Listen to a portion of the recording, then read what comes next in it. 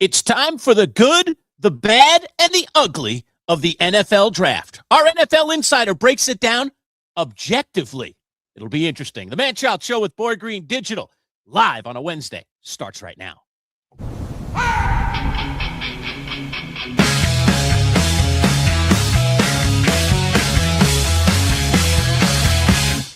Let's go! It's time for the talk to you. 'Cause it's always coming through. And Boy Green is always on the scene. And we're gonna always bring to you live streaming. So get ready. Get ready, 'cause here they come. All right, welcome aboard, everybody. It's a Wednesday. Manchild Show with Boy Green Digital at MC Show Digital. Don't forget, like the video on your way in. And if you're not already a subscriber, well, what are you waiting for, man? Right there. YouTube.com/at MC Show Digital. Become part of our growing army as we march towards 1,000 subscribers. We're closing in, nearly getting closer to 100, a little more than 100 still to go. So please help us out. Spread the word. Tell your friends, all that kind of jazz, as we appreciate it greatly. And it certainly opens doors to us having, a few more people getting their eyes on this. Sorry there for the repeat music there. All right, here we are on a Wednesday. Obviously, we are post-draft, and so therefore, Paul and I spent a lot of Monday's show kind of talking about the Jets and the Giants in particular, but we didn't spend a lot of time on other teams and just kind of an objective perspective. Obviously, I love everybody that the Giants picked, kind of, sort of. All right, and Paul loves everybody that the Jets picked, kind of, sort of. I think we offered some critiques, but now we can be, dare I say, as I said in the open, a little bit more objective here. We'll bring in a guy who doesn't have any stake in the Giants or the Jets. I don't know. He might be a little Eagle-centric, but we can forgive him for that, I guess. Let's bring him in. It's our NFL Insider, Mr. Matt Lombardo. How are you, Matt? What's up, Manchild? And hey, by the way, you see the two helmets up there. Those are the two teams that I covered on a daily basis as a beat writer. So I don't want to hear about little Eagle bias any more so than Giant bias. So there are some Giants in the Lombardo background just as much as there is some Philadelphia flavor. I just know you breathe a little more Pennsylvania air than you do New York air. That's all I'm saying. It's just in the air, Matt. It's just in the air. By the way, like you have been for some of our podcasts, it's Philadelphia air. I mean, that's Philadelphia air right there. Elton John once wrote a song, "Philadelphia Freedom." You might be familiar with it. So. All right, so the air. Manchild, where does Matt Lombardo put his work at? What does he do? Between the hash marks on some stat, of course. Did you read that off something? No. I've got it now. I've got it. It's in my mind. Okay. So I still do. I still mix up hash marks and hashtags. That is still not completely erased. Just think about it in the football field. There's no hashtags in the football field. Hash marks. Get this football field. Get this right. Hash marks. Yeah. Makes sense. Anyway, welcome aboard, Matt. Good to have you. And like I said, let's go objective here.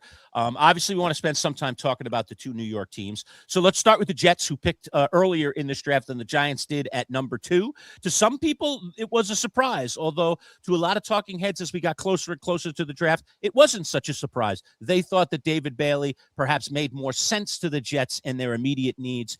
Give me your take on what the Jets did there, and will it turn out to be a mistake, Matt, or did they make the right move?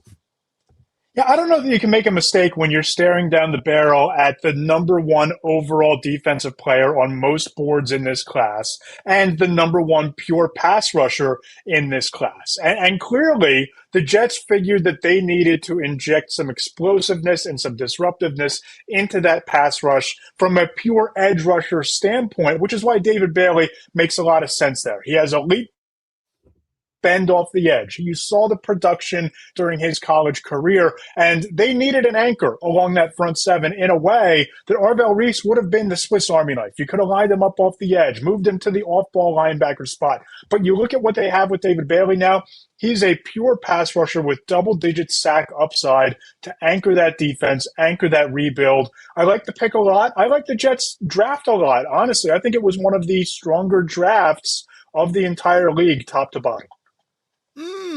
I see. I couldn't agree more, Matt Lombardo. Aren't you there, Boy Green? Liking the objectivity. Yeah. Okay. That sounds pretty nice.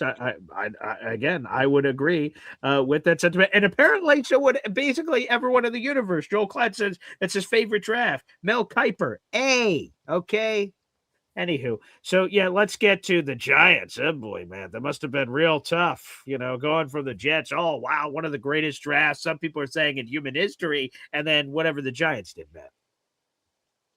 Yeah, I look at what the Giants did, and I think in a lot of ways they closed some of the gap on the NFC East just with their first two picks alone, because the Jets' decision becomes the Giants' biggest gain, where they get Arvell Reese, who is in a pure sense a third pass rusher that you can put alongside Abdul Carter and Brian Burns, but you can move him around. You can put him in the middle of that defense on certain plays. You can send him after the quarterback. You now have, depending on what happens with Kayvon Thibodeau, arguably the most disruptive collection of edge rushers and pass rushers in the sport, and that's going to play a pivotal role in the rest of that defense making some big strides. You come back and you get Francis Mayaluga, the offensive tackle from Miami. You can bookend him with Andrew Thomas. This potentially ends the Evan Neal disaster, the Evan Neal epoch. And I really loved the Colton Hood pick in round 2, because if you're not going to be able to get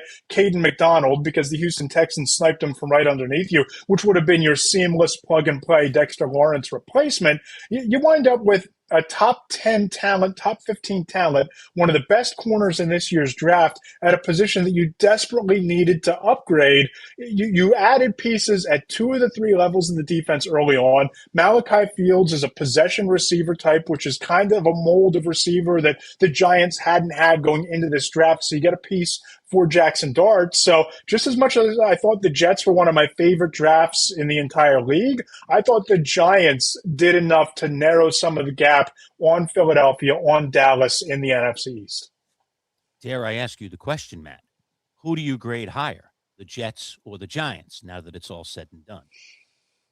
It's tough. I mean, you're splitting hairs here, but I think you have to go with the Jets just because of the fact that they were able to land 3 first-round picks in this draft. They have 3 more picks coming down the pike in next year's draft. And I wrote about this in my Monday column, 4 Downs, over at Between the Hash Marks. This wasn't just a win for Darren Mugi. This wasn't just resetting the rebuild for the defense with some of the pieces they got on that side of the ball. Arguably, in my opinion, the biggest winner of this draft for anyone across the league, and certainly for the Jets, is whoever the Jets draft at quarterback next year. Because you've now set him up with a supporting cast that includes Garrett Wilson, includes Omar Cooper, includes Kenyon Sadiq, 3 dangerous pass catchers, 3 after-the-catch weapons in the open field in the passing game. You might still have Breece Hall, too. And I just love that they kind of picked and chose some defensive pieces along the way in the rest of the draft. So if it's just apples to apples, New York squad versus New York squad, both teams help themselves. But I think if the Jets can build on this and they can take steps in 2026, we're going to look back on this draft as the year that they chose talent over flash, substance over sizzle, and it's going to be the year where they started building some pillars on the foundation that they have in place. Fair enough. Look at that from Danger Zone. Comments. Yeah. It's okay, Lurch. We can't all have perfect drafts. And then he says, and then he follows that up with, Lurch will never recover from this. Of course I'll recover. I have no issues with what went on. Matt, let me ask you from on what, the Giants. What's the issue on the Giants here? Are people kind of nitpicking Malachi Fields? Is it not being aggressive to go get Caden McDonald? Is it the Cowboys taking Caleb Downs 1 pick before you were going on the clock? What's the issue with what the Giants did? Because I like the Giants draft. I thought they moved the ball forward here. Yeah, definitely. Well, let me throw this question at you. Obviously, when the Giants were on the clock at 10, and they had already secured Arvell Reese, which no one even thought was possible, the prevailing wind of the fan base, it felt like, and it's because of sexy versus non-sexy. I talked about this on Monday's show. Offensive linemen are just not sexy to pick. They're very, very fundamentally necessary, and oftentimes might be the difference in whether you have a good team or not a good team. I'm a big believer in the trenches. But I think part of it, too, is also trench fatigue, Matt. I'll make up a new word. Trench fatigue here for the New York Football Giants. We've spent so much time in the last 5 to 10 years drafting guys high in the draft Longer than in the that. trenches, and a couple of them haven't hit, and it's gonna been a disaster for us, and we just having to keep going back to the well, and it gets tiring after a while. Last year, the offensive line at least played respectable football, still not great, but respectable football, and people were just let's not waste another high draft pick. I shouldn't say waste, but let's not use another high draft pick on another guy in the trenches. But the Giants obviously got a guy in the trenches who many thought was the top offensive lineman. I do love that, Matt, but I think it's that Downs was there, and they could have gone Reese Downs and like just had these two pillars in the center and the back of their defense that, you can imagine being together for the next 10 years and just going to Pro Bowls after Pro Bowls after Pro Bowls. And it just isn't as sexy to take the lineman. But maybe in the grand scheme of things, the Giants did the right thing here by being, dare I say, fundamentally sound rather than, spicy. Well, let's pull back the curtain on my career just a little bit here, right? When I covered the Giants for NJ.com, I left that job to take my first national role during the pandemic. So mid-season in 2020. So we're talking 6 years ago. The last story that I filed at NJ.com was, why did it take the Giants? Why is it taking the Giants a decade to build an offensive line? Because that team did not have a competent offensive line dating back to 2011 after that season when they won the Super Bowl. And this was 6 years ago having that conversation. And I agree that the offensive line made incremental progress last season. But if you're betting your franchise on Jackson Dart and him rapidly developing and taking major strides towards becoming a franchise quarterback, you need to go beyond incremental progress and getting incrementally better along the offensive line. Francis Maioga, as a bookend tackle to Andrew Thomas, you're now set for 3 to 5 years with two bookends, assuming that he is the player that his scouting report and his college film showed you that he could be at the NFL level. So I have no issues and no complaints. Would I have loved Caleb Downs if I'm the Giants? Absolutely. I had him as the number 2 defensive player on my board, number 1 safety overall. It's like a wrecking ball attached to a jet engine, the way that he plays back there. It would have been a great pick. But I think that if you're being smart about this and you're building this the right way around a young quarterback, you got to fix the offensive line. They got an elite edge rusher. They might have gotten an elite offensive tackle. So I'm fine with what they did at the top. Yeah, to me, man, it was just practical. It was a practical decision versus, again, a spicy decision. But, and then I think it's worse for Giants fans that Dallas moves up from 12 to 11, comes up right behind them, and grabs Downs before somebody outside of the division can get him. So now, not only are the Giants fans, oh, we didn't take the spicy guy, but now we're going to see him twice a year. And if he's knocking our receivers all over the yard, we're going to be like, oh, God, did we do this again? Didn't we mess up the whole Micah Parsons things bad enough, that now we're going to mess up, another surefire defensive player that we supposedly had on our radar, and we didn't pick him and we let him slip to the Cowboys. So it's a little of that, I think, that the fan base is still kind of rumbling from. But I think as it's settled here, I mean, when, we've had a few days to digest this, Paul and I to talk about it and vent a little bit, I think I'm starting to see it more and more clearly that I think the Giants did the right thing here. I think that when you're talking about long-term future, as you mentioned, having a quarterback that you think is going to be your franchise, you have to do things immediately to make things better for that quarterback. And this was definitely one of the answers. Period. I'm done with my rant.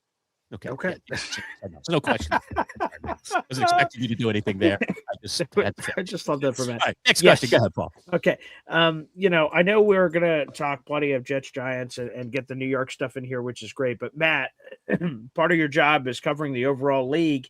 And I'll tell you, at the draft, one of the ones that had our jaws on the floor was the Rams 13th overall going Ty Simpson, because, the Rams seem like a win now team. Matthew Stafford is the reigning league MVP, for God's sakes. Like, it just seems like they traded for Trent McDuffie, giving up their original first round pick. Like, it seemed like they were all in on that. So any Ty Simpson stuff may have still been alive if they still had that late first round pick. Maybe that's something could have happened. When they had 13, there's not a lot of people that had it on their bingo card. They do it. And Ty Simpson's secret meetings and all kinds of things. And Sean McVay's initial reaction, which seemed to say he wasn't on board, but he was on board. He was just respecting Matthew Stafford. What the hell happened here with this pick? Because to me, that was one of the big shocks of the draft.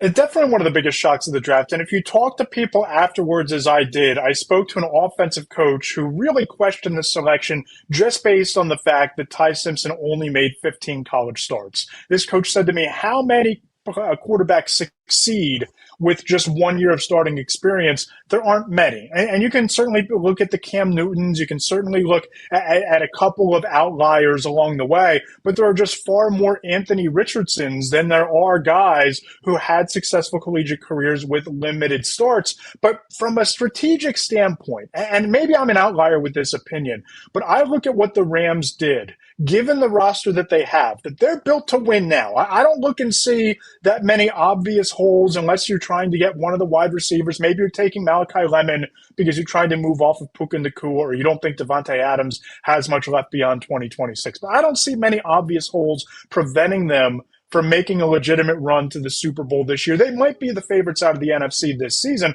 so you're going to be picking 31st, 32nd next year. You're probably going to be picking in the 20s or 30s the following year just because of how well you've drafted, how aggressive they are every year, and adding veterans to add pieces to that team to put them over the top to contend. You're not going to be picking in the top 10 next year with that loaded quarterback class. You're not going to be picking in the top 10 the following year. So you have the chance at 13 to take a quarterback with no other obvious needs on your roster who you have no pressure to start whatsoever. You put him in that quarterback room. You put him around Sean McVay. You put him around Matthew Stafford. If he doesn't play for 3 years, that's a win, right? Because you're developing him behind the scenes. You're still getting the benefit of Matthew Stafford. Whereas if you didn't take a quarterback this year, when do you have the chance? When do you have the opportunity to select Matthew Stafford's eventual heir apparent? And what does that look like? Is that a second round pick in a mediocre quarterback class? Are you going to have to go into your F them picks mode again and trade multiple picks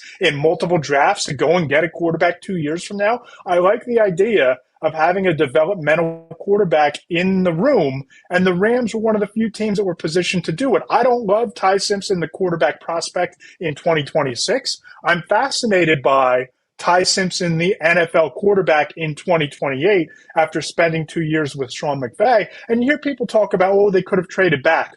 Could they? Because the Jets are sitting there at 16. And, there's debate about what they might have done. I don't think that they would have gone Ty Simpson, but, you have to start to think, if you believe that Ty Simpson is a developmental prospect that you want to have in your room, and you're in the position that the Rams are, don't risk him going to the Jets. Don't risk another team trading up to get him. So I have less of a problem with the Ty Simpson pick to Los Angeles than a lot of people do, but it's just basically based on the situation and what they are at this stage of their development. And also to their defense, Matt, I mean, really, if you look at what they did during the offseason, you could certainly argue that McDuffie was their first-round pick. I mean, they brought in a guy that is an immediate starter, and you know everything about him that you'll ever need to know about him. So it's almost like, it's that old thing, do we have a luxury pick here? It almost felt like the Rams, dare I say, even though it was the 13th pick in the draft, they had a bit of a luxury pick here, and they decided to do something that a lot of teams most of the time, A, don't have the courage to do, and B, don't have the ability to do because their team isn't good enough to be building for later on down the road without worrying about the present. We all are worried about the present, right? Getting better now. So I kind of commend the Rams and, their history. They've traded away tons of draft picks and done all kinds of unconventional things, and yet they're a contender literally year in and year out under that McVay and the upper management world there. Ever since they've been in charge, the team's been fantastic. And people talk about Kenyon Sadiq or taking a tight end at that spot, and that would have been a fine pick. But they just traded up to take Terrence Ferguson in the second round at tight end last year out of Oregon, who in college was a dynamic playmaker and had a great Senior Bowl in Mobile last winter. So, again, there just weren't a lot of needs. You could talk me into needing to fortify the offensive line, but who are you taking at 13 that's going to be an upgrade over what you already have? So if you're taking the long-term view of keeping this Super Bowl window propped open in life after Matthew Stafford, I can't hate on Ty Simpson as the pick there, given their situation and the roster they have in place. And a quick detour. I want to get back to the draft because it's draft. But there's a story that came out yesterday that ties both Lurch's Giants and my Jets together. Funny and Mr. Yeah, crazy. Yeah, Mr. Unlimited Russell Wilson visited the New York Jets yesterday, and the added additional context is this does not seem to be some random chance visit that happened. That the Jets, when Geno Smith, this is from all the reporting, that when Geno Smith was brought in and they bring him in and say, hey, you're the guy, they asked Geno, who are your preferences for backup quarterback? And apparently one of the names he's pounded the table for was Russell Wilson. What a twist of fate. Geno Smith goes to Seattle to be a backup to Russell, and now a few years later, Russell could come in to be the backup to Geno. I mean, it's wild. So what can you tell us about this? It doesn't seem like anything is imminent. It could happen any second from the reporting, but it makes a lot of sense. Russell and Sierra are in New York. Russell has a relationship with Geno Smith. It seems like something that could really happen here, Matt. Yeah, Geno kind of seems like he's trying to keep him solid here. Go ahead. Yeah, let's be clear about this. Russell Wilson is a shot fighter. There's not much left in the tank for Russell Wilson. The Russell Wilson in 2026 isn't even the Russell Wilson that you saw in Denver in 2023 or 2024. However, you inject sodium pentothal into my veins right now, Boy Green. I couldn't tell you the Jets' backup quarterbacks.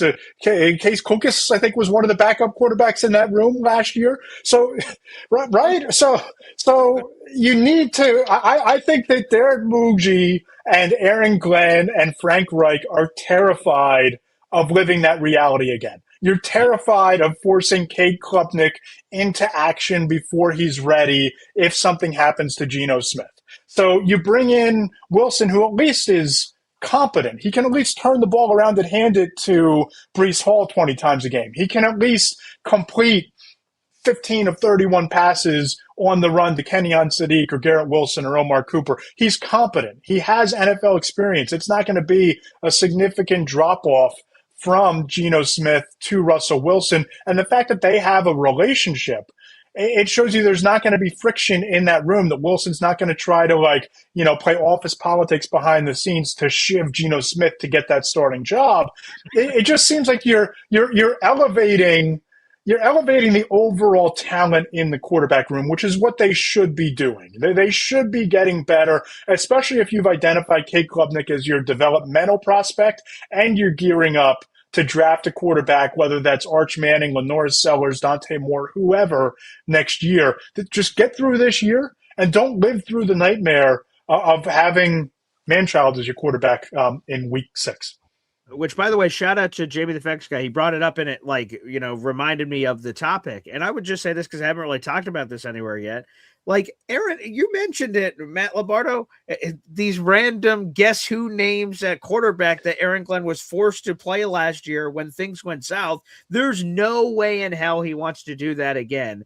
And I get it. The fans are like, hey, if Geno goes down or sucks, we'd rather see Cade Klubnik and young guys because, that's what some fans want to see. That's not what AG probably wants to see unless Cade Klubnik just is balls out crazy this offseason and he's really good. He wants to see someone that can help keep his job alive and can do the basic things at quarterback. So, yeah, I think this Russell Wilson thing has real legs here. So we'll see. No Brady Cook 2.0, huh? Brady Cook. Brady Cook.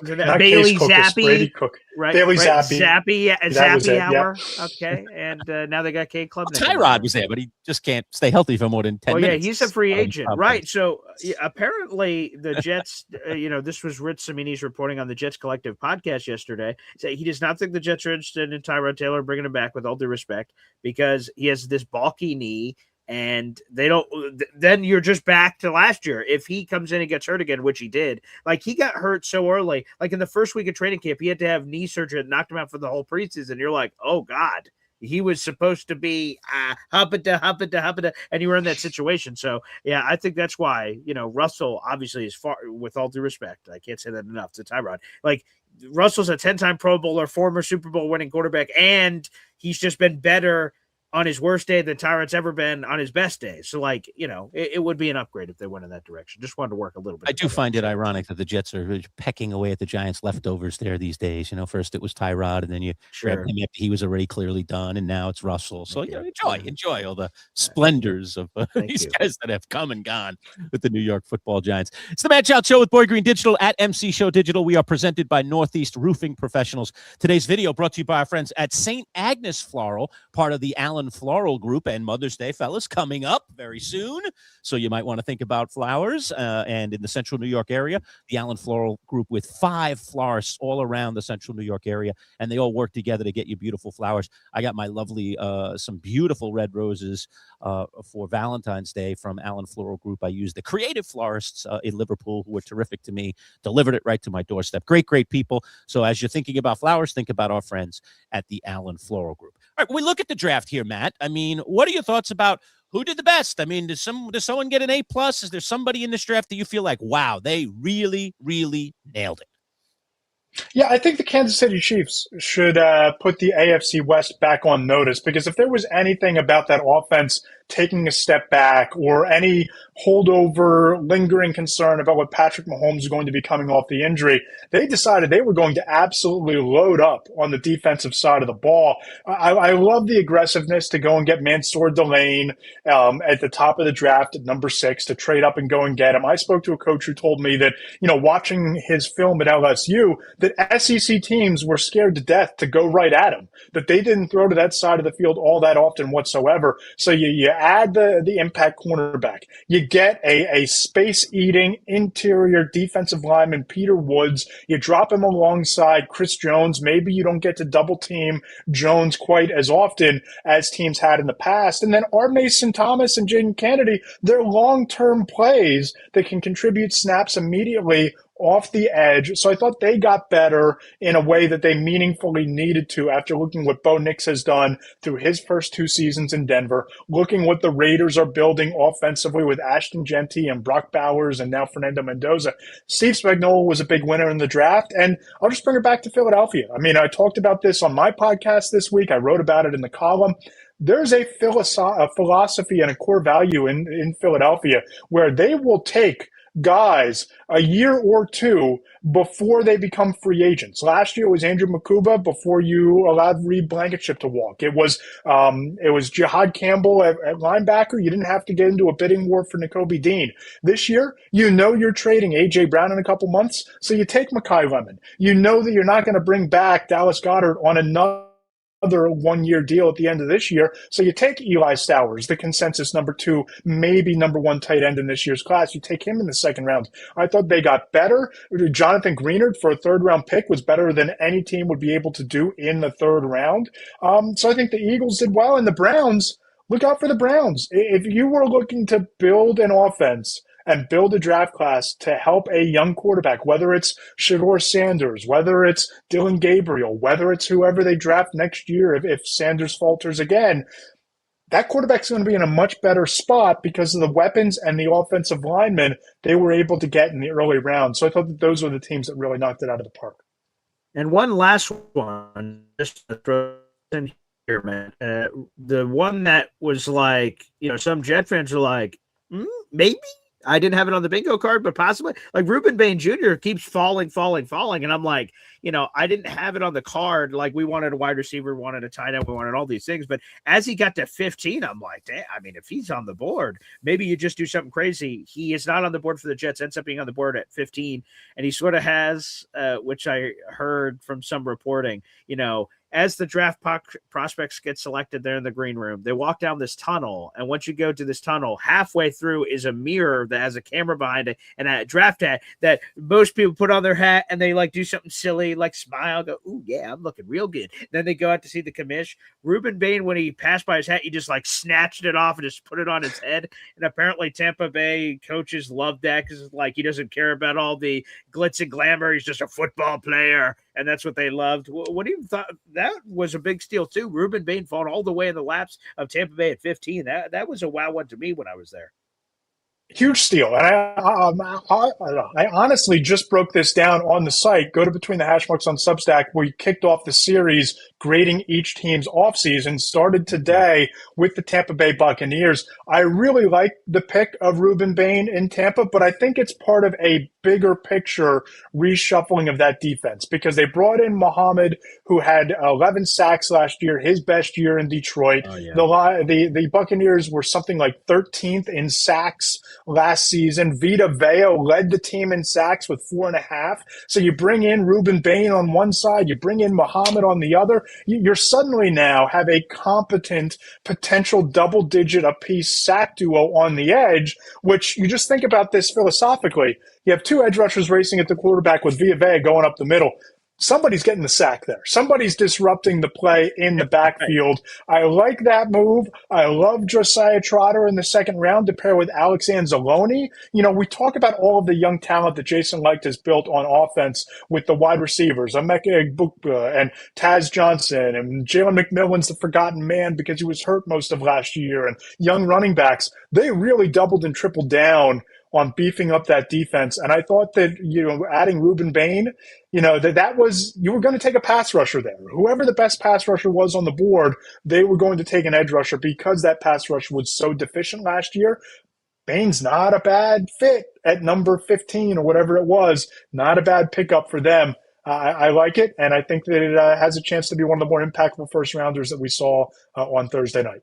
And by the way, we can help people. I see Danger Zone says, I wish I knew what Substack was. I must be getting old. No worries, pal. No matter what you're watching this on, YouTube or on Manchild Show with Boy Green Digital or the Boy Green YouTube channel, in the YouTube description down below is a direct link to this term called a Substack, and you can discover it and learn all about it. And there is a direct link that will transport you magically, this thing called the internet, and it'll jump you right on over to Matt Lombardo there. And you can check out his Substack, which has all of his wonderful reporting, columns, podcasts, a little bit of everything, a grab bag of activity. So, yes, that is Substack. Yes. Yeah, Matt was nice enough to gift me a year subscription to his Substack. Nice. Now, you know, and again, like, you know, you don't have a ton of familiarity. I was familiar with kind of what Substack was, and I've read things on Substack, but now I have the app. Now I'm like seeing Matt's videos. I'm seeing his writings. I can jump into anything. There's tons of other content in the Substack world as well. But it's really, really a very, very cool interactive place. So much like before we started doing YouTube every single day, well, I knew what YouTube was, and I certainly watched things on YouTube. I didn't understand all the intricacies of YouTube and how you can join memberships and subscriptions and do all kinds of cool things. Same thing with Substack. There's a lot of kind of cool inner workings, Matt. So I'm enjoying the subscription. So thank you so much for giving that to me. And it's got me a little bit more plugged into your world, dare I say. So thanks for that.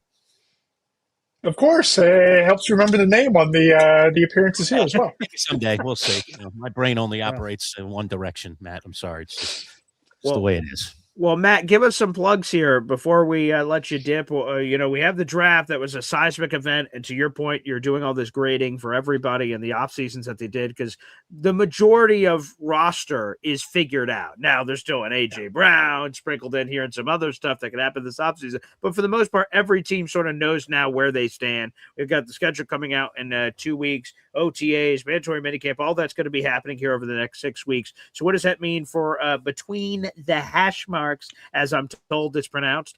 Let us know. What do you have cooking? Yeah, so we're going to be grading every team across the league. We'll have 2 or 3 of those features each week. Every Monday, it's the 4 downs, all-encompassing omnibus column with the insight from executives and scouts and coaches and players on the biggest storylines across the NFL. And on Friday, shoot your questions to me through the Substack app, on Blue Sky at Matt Lombardo, on Threads at Matt Lombardo NFL. Shoot me your questions. I'll pose them to my sources and answer them in the column every Friday. Boy Green is a frequent star of the mailbag. He's very good about getting those questions in early enough for me to do the legwork and ask around. That's the Friday tent pole. And every 2 weeks during the offseason on Tuesdays, Mike Tanner and I host the Between the Hash Marks podcast. You get that as a subscriber to Substack sent directly to your email, or you can check us out on YouTube or on the Apple Podcast platform if you subscribe there. But this is a highlight of my week, coming on and talking ball with you guys. So thanks for having me, and looking forward to next week already. All right. Appreciate it, Matt. You too. Have a great week. Go Flyers. Look at Get it done. Don't choke it away. Don't choke it away. All right. They'll try not to. I've been rooting for the Penguins to come back. They went right down in their series big time. They're trying to do the old impossible, right? I think it was 3-0, and they're trying to come all the way back. So My son, as you know, is a diehard Penguin fan. And then He is. recently, just a few years ago, I don't know, about 5 years ago, I converted. I was like, all right, I haven't really had a real hockey team. I could kind of claim along the years that I was a Ranger fan for a bit and an Islander fan for a bit, but I never really have dedicated myself to a hockey fandom. And I said to my son, all right, I'll do it. I'll join you in Penguins Nation. This will be it. I'm going to take this one out to the grave. And so now I am a dedicated Penguins Real fan. quick, what's the initiation process? Do you got to get jumped? Do you got to get branded? Like, how do you finally choose your Pokemon here? How do you choose your hockey team? You that's it? $300 jerseys is what you do. And boom, that's it. Oh, it's just a blood sacrifice. You just got to slice the hand a little, and it's your hard-earned cash is what indoctrinates you in here. Money talks, you know what walks, right? Okay, there you go. All right. So there you go. Sure. All right. Good stuff with Matt there. We'll debunk it, break it all down, get into a few other things. But it is time to say hello to our sponsors. Again, we are presented today by Northeast Roofing Professionals. And as I mentioned, our friends at the Allen Floral Group today at St. Agnes Florist, one of the many florists, 5 of them here in the central New York area that take care of all the people in central New York when it comes to their floral needs. And obviously with Mother's Day coming up, flowers certainly on the mind of many. They will deliver. So if you're anywhere in this area, I was telling Boy Green, they don't have a location up in Oswego, but I was reading on their website a week or so ago, and they said that they would deliver to Oswego, so you can get your lovely some Mother's Day flowers now that she's a multi-mom. So always a good gift, the gift of flowers, and of course they have all kinds of other trinkets and things, but flowers definitely are their specialty. All right, let's just take a minute. We'll hear from our sponsors. We'll come back. I do want to get into some NBA stuff with Boy Green today outside of the football world with the Knicks getting a big win last night, and the Celtics choking on the bone at home. What the heck happened to the Celtics in the fourth quarter? I look forward to more of that in the next round. We'll talk all about it, talk about anything else that's on your mind in the world of sports when we return. Be right back. Finding the right local roofing company can be tricky. You don't want to hire the wrong roofers, or you could end up spending a fortune on repairs. The pros at Northeast Roofing Professionals can ensure your home is protected by a strong and sturdy roof. Locally owned and operated, over 30 years experience, free estimates, and competitively priced. Don't settle for an inexperienced roofing contractor. Turn to Northeast Roofing Professionals. Discounts for military and first responders. Reach out and let them put a sturdy roof over your head. NERPCNY.com. NERPCNY.com.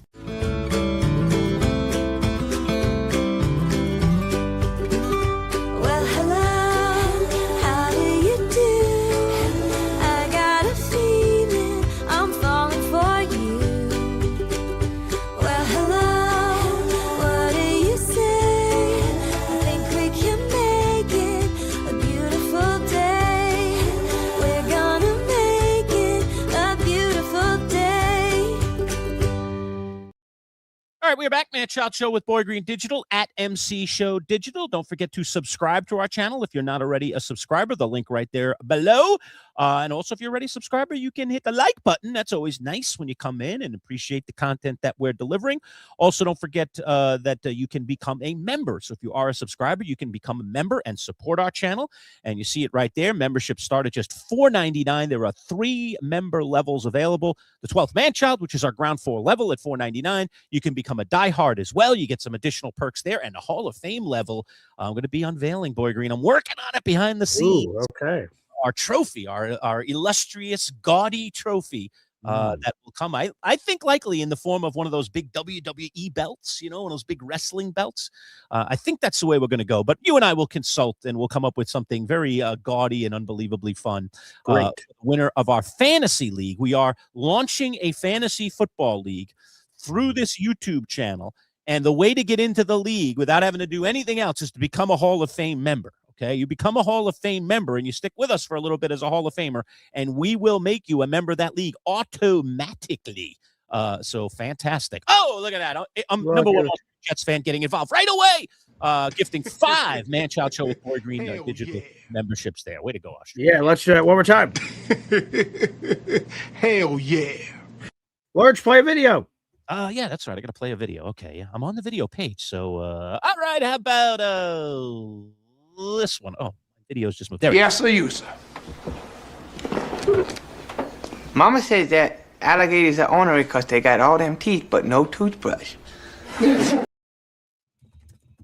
I like that. Okay, let me read real quick let me get this up here. The new members to the MC Show Digital family here. Lurch, while I'm grabbing that real quick from the YouTube overlords here, what is our updated? Let's go to our prizes. Well, actually, I got the 5 names here. Here are the 5 new members to the MC Show Digital family. That is Brian Farrell, NC Green, Cisco Lopez, Bob Lederer, and Adam Alexander Horvath, who is across the pond. So, wow, we got some legendary people here. Bob Lederer joins me every Friday on my show. NC Green was at our tailgate last year. Brian Farrell, who is amazing. Cisco's awesome. And Adam, who is across the pond. So, wow, we're getting a lot of new members in here. That's terrific. What are the prizes this month, Lurch?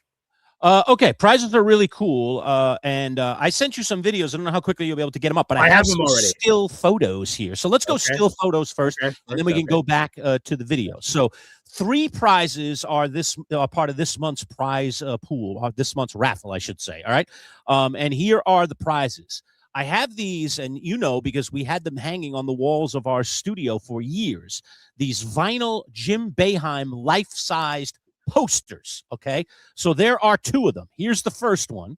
Throw it up here. All right, I just took a picture of this on my wall. Okay. All right, so you can see it's Jim Boeheim. There's an official that way. There's some guys on the bench here that are a little bit. If you stood next to it, Lurch, where would you stand? Because maybe that'll give us a better sense of it. You know what I mean? I'll tell you this. I measured them. I figured people are going to want to know how big they are, right? So so they are 56 inches high by 45 inches wide.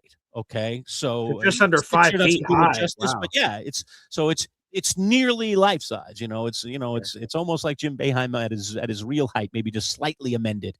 All right, and it's a vinyl material. And so it's very, very durable. If you were really a big time Syracuse fan, you could probably have these cut really perfectly around the edges and then have it framed, but it'd be a huge frame. But we've just, we just tacked it to the wall. So it does have some little tiny tack holes in it because we had it tacked to the wall for years and years. So there's just little tiny holes along the edges.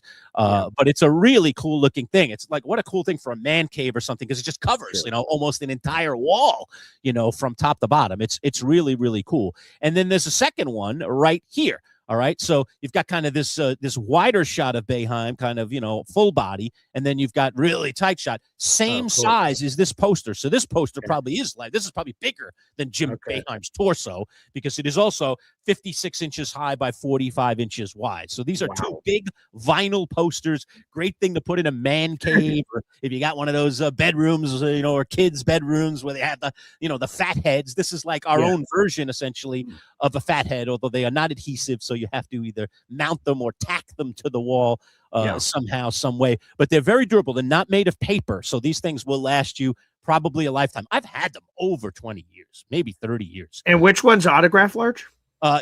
This one is autograph. I tried to get a close-up of the autograph, but to Boeheim's right, kind of right at belt level, is an autograph right in that space there. And it does say, I did read it, Boy Green. It's starting to fade a little bit because he autographed it many years ago when he came into the studio for an interview with us. But it says, Bud, it was autographed to Bud Pollock with my partner, Bud, I'll be watching you, Jim Boeheim. All right. Oh, there you go. Great. That is what he autographed. So you remembered that correctly when you were talking about that the other day. And if you want to play the videos, go ahead, Boy Green. I took a video with each of them. I didn't actually pop in the video. You see my hand in there because I'm just showing you the vinyl material. Go ahead. Okay, here we go. Yeah, I got 2 here. So I have not seen these yet, so we'll see them all together. Yeah. All right, and here's the second poster. This one is a close-up of Jim Boeheim, obviously in his suit and tie. Really, really nice quality. By the way, both of the posters roughly 46 inches wide by about 56 inches from top to bottom. So both in really nice shape. And again, both this vinyl. So it's a really, really, this is going to, it's really, really durable. There are a few holes along the edges for where we had them tacked in the studio. But outside of that, they're really, really in good shape, especially this poster. Really nice. Yeah, that poster right there, that one that I showed you, which was the second picture that I showed you in the studio. Yeah, right. That one was I don't think it was on the wall as long, so it's just really, really crisp. The color and everything is really, looks really like nice. it. Yeah, really. Yeah, and I would just say I like that you grabbed it. Again, we'll have these videos to play for the next month, obviously, as people are bidding in. But it's cool to see and hear the vinyl as you're grabbing it. So Let's go to another video here, and then Lurch. Also, I sent you a message in the private chat that we're talking about here. We'll explore that in a second, but let's go to this next video. All right, and this is the first Jim Boeheim life-size poster. Again, tight shot of Boeheim, people on the bench. You got an official in the shot there. And like I said, it's made of this like nice vinyl material. So you can see it really, really well. I mean, it was hanging in the studio, so it's, not in perfect, pristine condition, but it absolutely looks awesome on a wall. Or someone could even take this thing and get it framed into a big frame and have it cut properly to fit a frame. So very cool item. I'll show you the second one in just a second. All right, we just saw the second one. Now I have them organized, so now I will know in the future. I didn't tell you it was 1 and 2. I just took one first and took 1 second. So. No, that's all right. So those are up for grabs, and again, I have both of them in there now, so now I will know when we do that in the future. Yeah. And then the third item is this beautiful laser engraved 12th Manchild pint glass, laser engraved in both sides with this huge 12th Manchild logo. Other side, same thing, really cool. When you put a beer in here, maybe one morning I'll come in here and drink some beer for you guys. You see how cool it is with the laser engraved. It pops behind, the beer makes the laser engraved pop. I got a few of these because the pint glasses that we sell in our Etsy store and the ones that we have given away to people, I have learned they're not dishwasher safe. So if you put them in the hot water in the dishwasher, a number of times, that it's a decal that is on, it's almost like a, kind of call it like an advanced sticker that they can mount onto glassware. But if it's hit by hot water time and time again, and as you know, some of our dishwashers can get pretty hot, then that decal can actually wear off. And I actually had that happen with one of the glass. That's how I found out. I wasn't even totally aware of that. I should have read the fine print, and I didn't, as I often don't do. And then one of my stickers was starting to peel off. I was like, "Oh my god!" And then I went back and looked, and it said, you should hand wash these pint glasses if you want the sticker to stay on there forever. But this laser engraved, baby, this thing ain't coming off. This is laser engraved to the glass. So I got a few of these, and so I wanted to include that in the prize pack. So it's the 2 Jim Boeheim posters, really, really cool, big time vinyl posters, great for any college basketball lover or specifically Syracuse basketball lover. One of them, as Boy Green mentioned, is autographed. It was autographed to Bud Poliquin in our studio, and then this beautiful laser engraved pint glass. So that's this month's prizes. Easy. You can see the tote board already up, Boy Green. I have updated the tote board. Great. All right. So we have 3 groups, 3 people, I should say, tied for the lead. Our 2 Hall of Fame members, Zay Engineer and Jamie the FedEx guy. I told you, if you stay on board every month as a Hall of Fame member, 20 raffle tickets, boom, it's like cha-ching, don't even have to do anything, goes right into the kitty. So both Jamie and Zay Engineer, and now number 1 Austrian, has jumped into that board as well by gifting the 5 memberships. You get an automatic 20 raffle tickets. So normally it's 2 raffle tickets per membership. Okay, if you gift memberships, or if you're just super chatting or super stickering, every $3 donation essentially becomes 1 raffle ticket. But if you gift 5 or more, boom, it automatically expands and doubles. So if you gift 5, as Austrian did, and thanks again, Austrian, for your generosity as always, bingo, you get 20 raffle tickets, so you can win these cool prizes.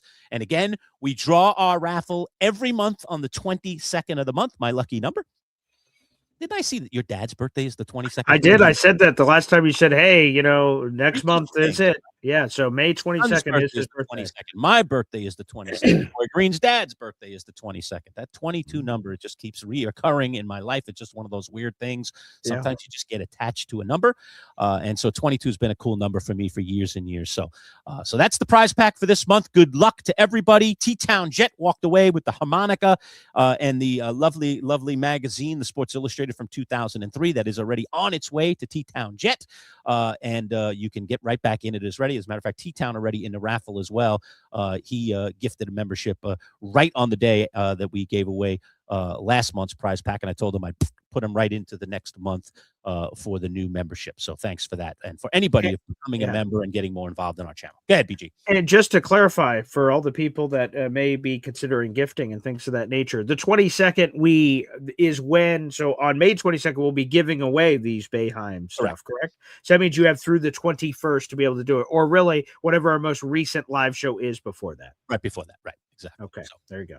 Yeah, we actually had a live show on the 22nd, so I drew the morning of that live show, and then we came on live that morning I revealed who the winner was. So we'll always reveal the winners close to the 22nd in our very next live show, and we'll sell raffle tickets right before, that 22nd. Okay. So that's the way you do it. It's cool. It's a great way to contribute to our channel and a way to get something out of it as well. You heard me mention it earlier as well. I'll mention it one more time. We do have a merch store as well on Etsy. So if you're interested in cool goods, we've got golf shirts now for golf season. I know a lot of people getting ready to go outside if they're not already. Golf league started right here in Central New York here. You just go to this link right here, etsy.com/shop. Or YouTube description, whether it's the Boy Green channel or the MC Show channel. You don't have to worry about etsy.com/shop/this/that. Just click the link below.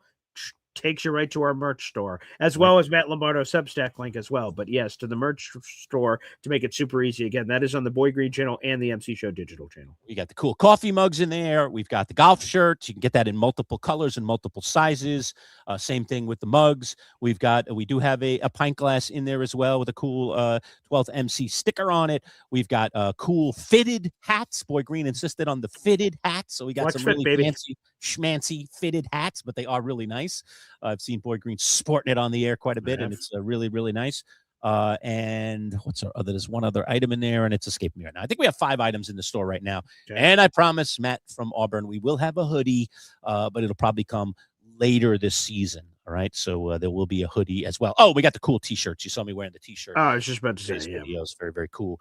Huge logo. The Ringer t-shirt, I think they call it. All right. Very, very cool.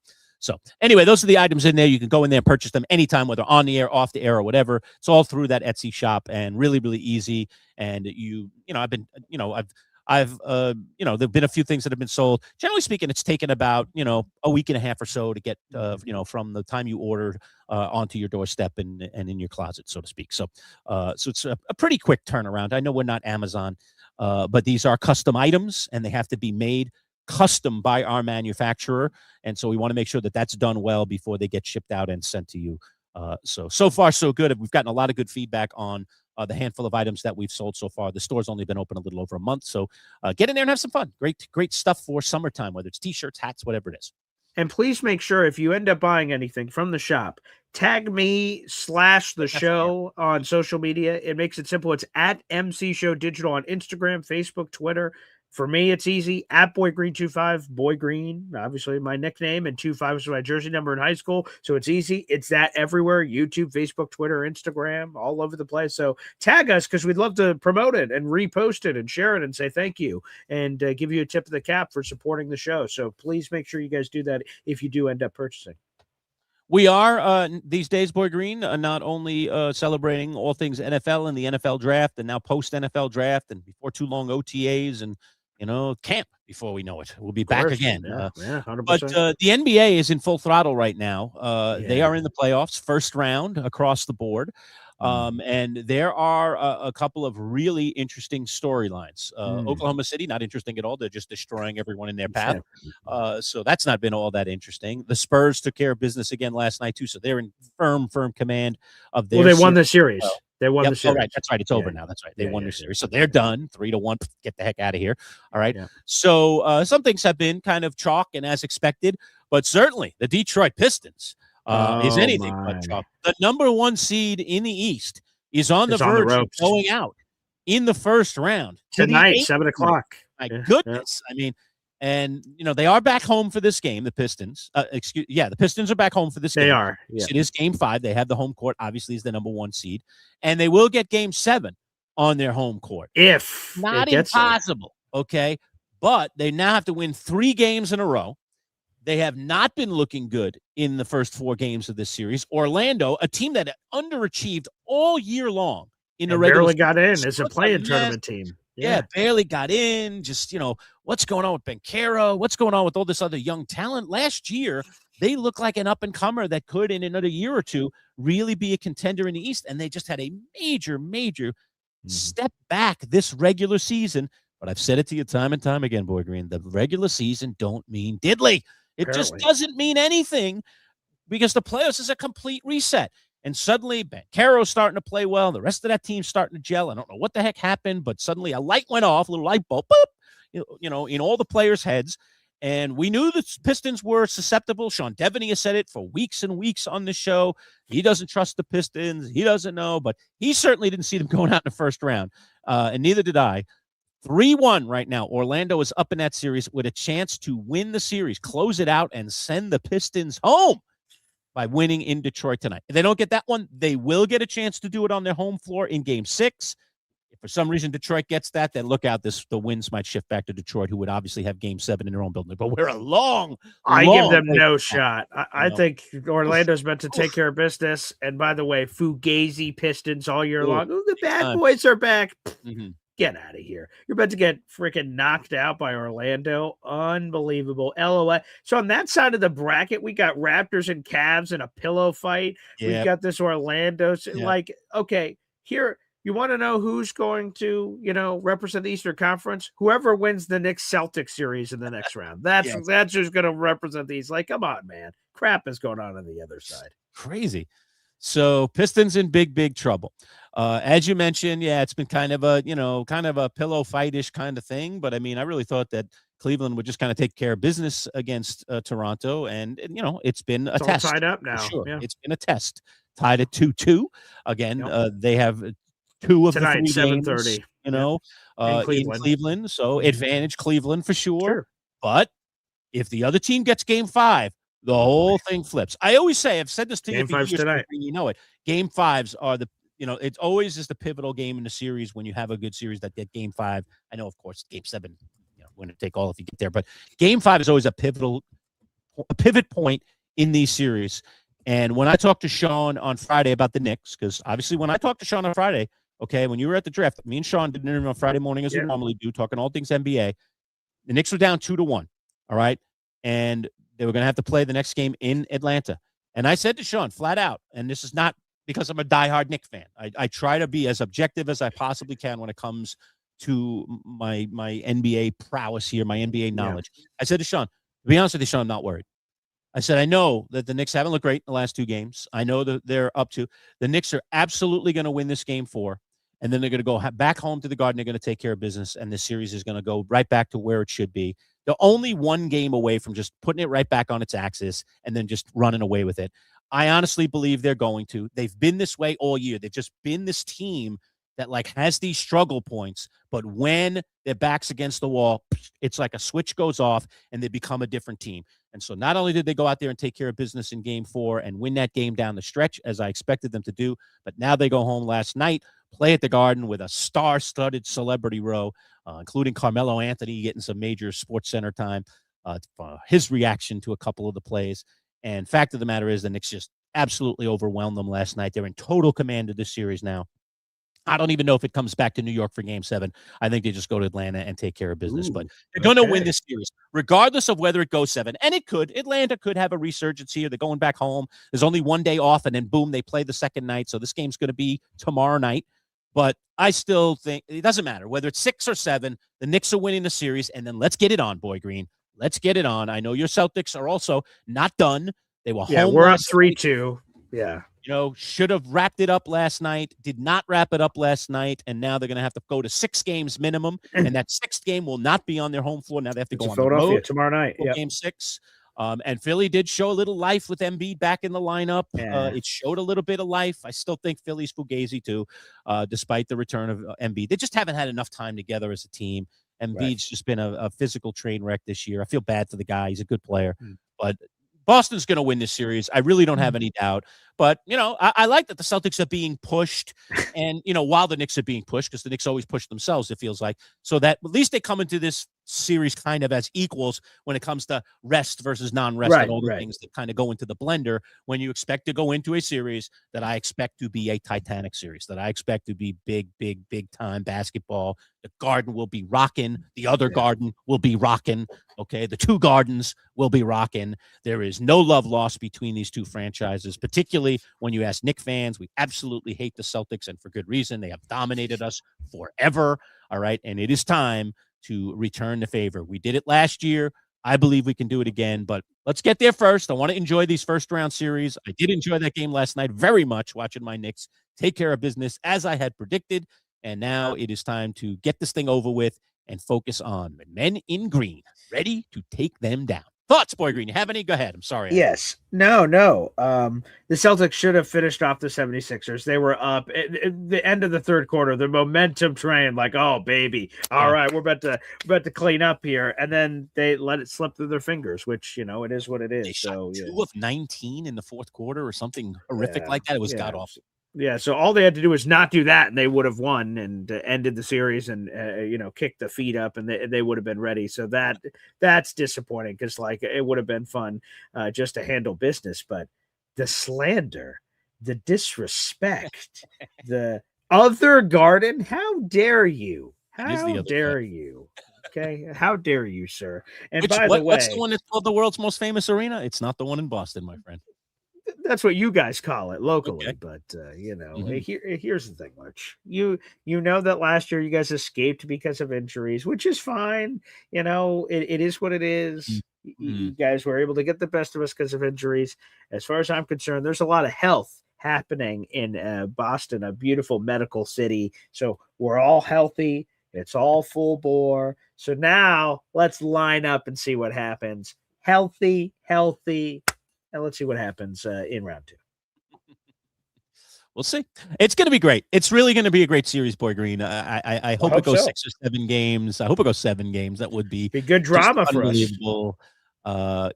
These cities will be lit, around this series, which is just good for basketball. Of course. Regardless of who comes franchises. out. It's just good for basketball. It's good for the NBA. Yeah.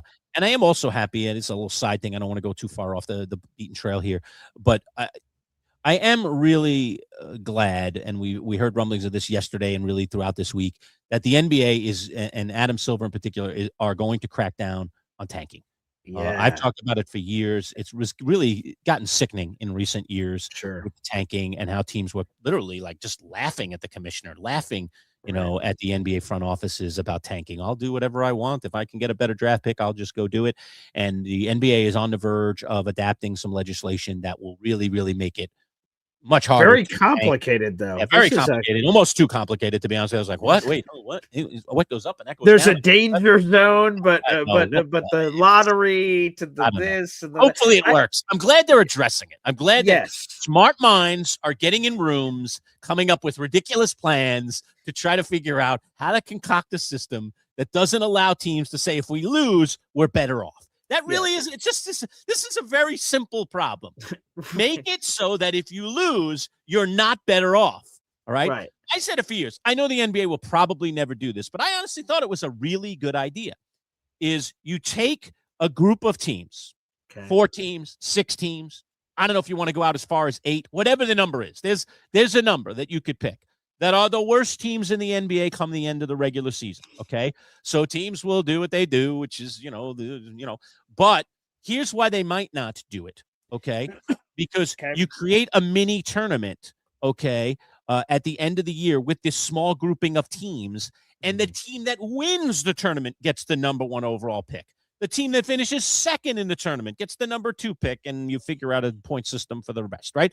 So, and you create a system, and you give an advantage to those that have played better ball, okay, in this small group of teams. You can't let it get too large, but in this smaller group of teams that they get an extra home game or whatever, however you devise this little mini tournament where they get an advantage, home advantage likely would be the best way to do it, in this tournament, in order to advance. So you create a competition, a basketball competition, in which even if you've had a terrible regular season, you can fight for something here at the end, and you could even build it into the back end of the regular season somehow. I know it's very complicated. I haven't worked out all the, crossed all the T's, dotted all the I's, but it's competition to win. So don't we always win things through competition? Like the drafts, NFL draft, Major League Baseball draft, NBA draft, it's all about losing. You've created a system where you are rewarded for losing. How do you get rid of that? You get a system where you reward people for winning. Now, obviously, we can't give the best teams in the league, number one picks every year. It'll be a disaster. We'd have such, complete and utter non-parity. Keep the rich rich, keep the poor poor. But you could take a small cluster of those that struggle and put them in a competition so that at least among the worst teams, somebody will get the most amount of help. I just think it's a better idea. Like I said, smart people are sitting in rooms right now going like, well, let's see if we do this and we move this over here. I mean, if you hold on, E = MC squared, you go, okay, yeah, that'll work. And then the whole fan base is like, how does this work? I will be honest. When I read the article from Shams on ESPN documenting the very complicated nature of, it's going to expand from 14 teams to 16 teams. If you're a top 5 team, you can fall as far as 12, but not past 13. That's because these playoff teams. I'm like, less ping pong balls. If you're here versus these guys, will get an extra ping pong ball. You can get punished with this ping pong ball. If you can't pick top 5 in 3 years in a row, but you can't get number 1 in back-to-back. You're like, my brain molecules are exploding, what little ones I have. However, I will say this. I like that they're attempting to do something. Like Adam Silver said, this is a massive issue, and we want to try to fix it, and we're doing everything in our power. We're throwing all the resources. We're having all kinds of smart people in the room to try to diagnose this. So while the result is incredibly confusing, I like that they are attempting to do something different to try to curtail this issue, and we'll see if that ends up being it. But it is very incredibly confusing. Like, again, it's not called the danger zone. What's the thing called? What's it called? The relegation zone? Yeah, the relegation zone. They call it the relegation zone. So you want to play out of the relegation zone? You don't want to get stuck in the relegation zone? But it's we're having to create new terms. And again, like I've said this for years and years about everything in sports that we've talked about when it comes to these kinds of things. You have to make it so that the fans get it. You want interest, right? You always want interest in your league. And you don't want to create things where people don't get it. I've said this for years about the salary cap and salary structure. Like you just need to make it easier to understand. If you start having all these loopholes and all these different things, then you need lawyers to interpret it for you. And then you can't have fun with it as a fan. You just don't get it. I didn't get it a few years ago when the Knicks couldn't keep their center. They had the center. What's his name? Escaped me. Just went to OKC. Hartenstein. Hartenstein. The Knicks got him on a really great contract. Okay, they plucked him away from someone else and got him on this great 2-year deal. But then because they got him on such a great deal, when the deal ended and it was time to renew him, which they absolutely wanted to do. They wanted to keep the twin towers of him and Robinson together. That seemed like a logical thing. Yada, yada, yada. They were rolling. Things were good. We didn't need to even worry about going and getting a Karl Anthony Towns. We could have gotten another piece, somebody else. We're line. But no, the Knicks were only allowed because of the low contract that they were lucky enough to get for 2 years. They were only allowed to offer him incrementally more money, which opened him up to the entire rest of the league, including OKC, who threw a bundle of money at him that the Knicks couldn't match even if they wanted to because the rules said you can't. Yeah. How does that make any sense to a fan base or to an organization that wants to keep a player? Right. I mean, it's just the dumbest thing ever. Fans want to understand these things, and they want to know that it makes sense. Doesn't make sense. And we've gone out of control with these salary caps. I understand they're necessary, but we need to make them more understandable, less lawyer-like, more people-like, okay? Yeah. It's the people that matter. We buy the jerseys. Yeah. We buy the tickets. We watch the television, okay? It's all us. We are the ones that support you. So please, remember, folks, Soylent Green is people. Yeah, there you Soylent Green is people. Here's like the line from the story. So this from ESPN. The 3-2-1 lottery proposal, named to represent the number of lottery balls per team, would expand the lottery from 14 teams to 16 teams. Teams that do not qualify for the playoffs of the play-in tournament but stay out of the relegation zone, spots 4 through 10, would receive 3 lottery balls apiece. Teams with the bottom 3 record, the relegation area, would only have 2 lottery balls but have a floor of the number 12 pick, and the rest of the 13 lottery teams could fall as far as the 16th pick. Like, this is incredibly confusing, but God, I hope that they figure out whatever the hell is going on here. Yes, if you sat down, you could draw a chart and a graph and kind of understand it, but it's a laser pointer. I'm explaining. I don't know. Yeah, the easier it is, the better. But again, if they're doing anti-taking policies, that's great because obviously it's a full blown out problem. We should not have the situations where the Mavs can dive on purpose, which kills the Knicks' first round pick. And then he gets fined. Mark Cuban's like, yeah, I'll match your fine. Suck on this. Charity. Like it just, I'll match the God. fine and send it to charity. Like, he literally what spit on a the flip the NBA, bird. and they did nothing. They did nothing other than they take didn't come back to him at all. right, Nothing. and let him do that to them. I just don't understand. They want to discipline freaking James Dolan, even though he is the biggest, what in the world. Okay, for having a fight with Charles Oakley at Madison Square Garden. Oh God, yeah, banning him, right? But Mark Cuban spits at the feet of the commissioner, and they just go, nothing. Okay. Well, that happens. That sucked. Okay. Anyway, move right along. I just. It doesn't make any sense. It just doesn't make any sense sometimes. And generally speaking, when Adam Silver first took over for David Stern, I thought, this guy's going to be a good commissioner. He's a little more personable. He seems a little more down to earth. He's, Stern ruled with such an iron fist that I thought that Silver could find a way to still be highly disciplined, but at the same time build the relationships maybe even more so than Stern did during his tenure. Although I totally, whether you like David Stern or not, I mean, he guided the NBA to unbelievable heights. So he deserves tremendous respect for what he did. So I'm not knocking Stern, but I thought Silver would be Stern with an extra tentacle, an extra arm, a really kind of cool quotient that might actually work good for the future of the NBA. And the fact of the matter is he's been a complete weak commissioner. He has not been half of what I thought he would be. He's been incredibly disappointing to me. And so this is a rare, dare I say, a rare occurrence here, where he seems in touch with what's going on, is actually trying to do something about it. So we'll see what the ultimate solution is, but I appreciate that he's at least addressing it, because he has let disciplinary matters get out of control. He has let all kinds of things just be overlooked. Just, okay, let it roll off the shoulder. And meanwhile, it's a detriment to the league. So I think he's been a very poor commissioner so far. Still got time to maybe right all the wrongs that he's done, but he's made a lot of mistakes, a lot more, I think, than David Stern has. Go ahead. For sure. No, Jamie, fantasy order reveal. I thought he was going to not bring this up, but he has. I have control now, Jamie. Don't you understand? You lost the bet, and now I have control. Okay? So what is your control on this situation, There'll be no chatter on this at all. Sorry, I don't know. When should we do the reveal? All right, we'll talk about it for a minute, because he's going to drive us crazy if we don't. When do you think? We are in the month of April? We're in the month of April. I mean, you know what I think? Okay, I'll throw it in. Give it to me. Yeah. NBA Finals. Oh, so like June. August? June. No, it's June. It's not August. I know. It's like June 26th or something. Yeah, mid-June.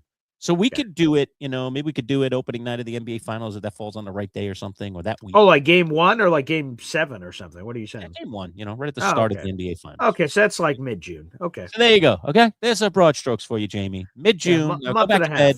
All right, get back on the roof. Go deliver some packages. Leave us alone. Yeah, I think June. I think we'll do it sometime. Okay, cool. There you go. Nice. Be locked and loaded. We don't do it. The draft is not until September. Okay, right? Maybe late August. It'd be late August. We'll have to because we have Wednesday night football this year because of the uniqueness. So we have Wednesday, Thursday. So we are going to have to adjust to that to make sure everyone has time for their lineup. So yeah, we'll probably, although this is people need to know how the sausage is made, but one of the reasons we put it in a certain place is because of a certain person in our league. That certain person in our league is not in our league, so that gives us a little bit more flexibility on the scheduling. So yeah, we've got a lot of hoopla to figure out, long story short. Yeah. And you know what? That brings something to mind that I wanted to just briefly talk about. And you know how I can get wax poetic and get philosophical. But this is kind of a thing that I wanted to mention today, even though we are a sports show, because people have been affected. Okay. So you were talking about the fantasy draft, and we always, for our Champs League, we do that in person. And this past year, we did it at a wonderful establishment in Liverpool, New York, called Smoky Bones. Oh, terrific! Smoky Bones on Route 31 in Liverpool, great place. And they kind of jumped in, kind of 11th hour. We were scouting around. We have in prior years done it in some different locations, and Smoky Bones kind of jumped to the table, and we were very happy. And for those of you that have been watching the channel since then, remember we had the lovely JJ, one of the lovely. She was terrific. Smoky Bones, and thoroughly enjoyed her time there. Handles all their catering and everything. She had recently acquired a new role as kind of head of catering for that particular branch. Great, really nice young lady. And so, and she came on and we talked all about, our fantasy draft and all about the wonderful things Food that specials, all that. It was a great time. Great time. and as you know, everybody in the world has their, based on where they live, based on the food they like, they have their kind of, call it their hot spots, their restaurants that they go to a lot, Okay. that they return to. Sure. And Smoky Bones is definitely on that list for me. It's convenient. Okay. It's relatively close to my home. When I'm coming down from certain places that I work, it's along the way. So it's a great pit stop for me a lot of times. So it's one of my favorite places here in Central New York, and has been for, probably close to 10 years. Okay. Well, the company that owns Smoky Bones is a company called, now it just, of course, I'm getting ads over the thing that I just opened up. It's a company called Fat Brands, F-A-T. Okay, I've never heard of it. Okay. Yeah, me neither. They also own these restaurants called Twin Peaks. I don't know if you've ever heard. Oh, I've heard that. That's the pizza places, right? Yep. I don't know if it's a pizza, but yeah, it's another chain. Twin Oh, Peaks. that's Twin Trees. Oh, Twin Trees. Twin Trees. Yeah, no, Twin Peaks. I think it's kind of like an Americana, Americana kind of style. Right. Okay. But they own all the Fat Brands have taken over all of the Smoky Bones locations. Okay. They had in January filed, I think, Chapter 11 bankruptcy. I don't understand all these different bankruptcies, but their idea there was that they were going to close. They closed down a couple of stores that were non-performing, as we often see in the corporate world, and they decided to restructure. They were going to restructure and make themselves bigger and better and stronger. We see this in the corporate world all the time.